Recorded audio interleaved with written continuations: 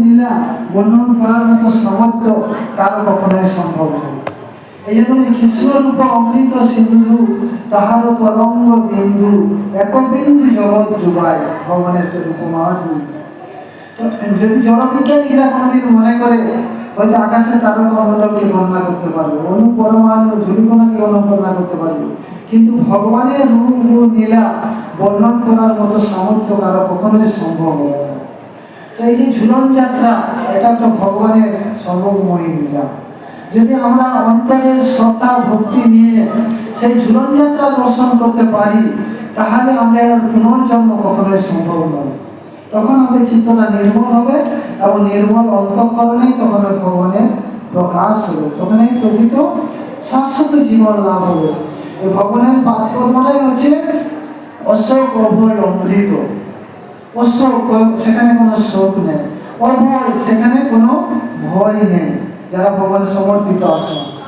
অমৃত, শাস্ত্রে বলছে ছিন্ননন্ত বিশ্বে অমৃতেশ্ব পুত্রা, আমরা সেই অমৃতেরই পুত্র, কিন্তু মরণ ধর্মী হয়েছি পড়েছি কেন?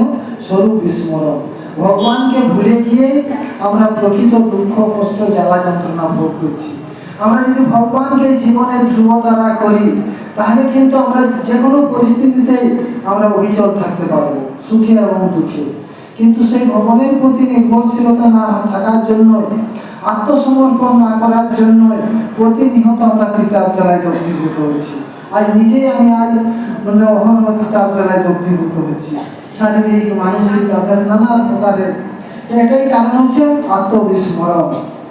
আত্মবিস্মরণের জন্যই আমরা প্রতিনিয়ত শোক দুঃখ শোক জ্বালা যন্ত্রণা এগুলো ভোগ করছি। তো আমাদের প্রত্যেকেরই উচিত এই সুদূর মনুষ্য জীবন লাভ করে কখনোই হেলায় নষ্ট করা উচিত নয়। আমরা যে যে আশ্রমে থাকি না কেন, ব্রহ্মচর্য ব্যবস্থ বামপ্রস্থ, আমরা অবিচলভাবে ভগবানের পাদ পদ্মে লেগে থাকতে হবে, সেই সবরীর মতো। আমরা ভাবছি আজকে ভগবানের আরতি দর্শন করছি, বৃন্দাদেবীতে জল দিচ্ছি, কিছু তো হচ্ছে না, তা নয়। যেটুকু করছেন ভগবানের জন্য সেটা আত্মাদের থেকে যাবে, কোনোদিন নষ্ট হবে না। এটা বার্ধক্য ব্যাধি মৃত্যুকে অতিক্রম করে জন্মান্তরে থেকে যাবে, কিন্তু সেই সবরীর মতো লেগে থাকবে।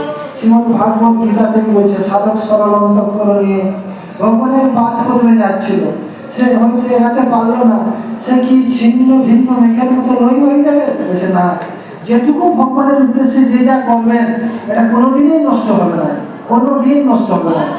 তো আমি আর বৃথা সময় নষ্ট করবো না, কারণ একটু পরে আবার আরতি হবে, এখন বেশি রাত্রি হবে না।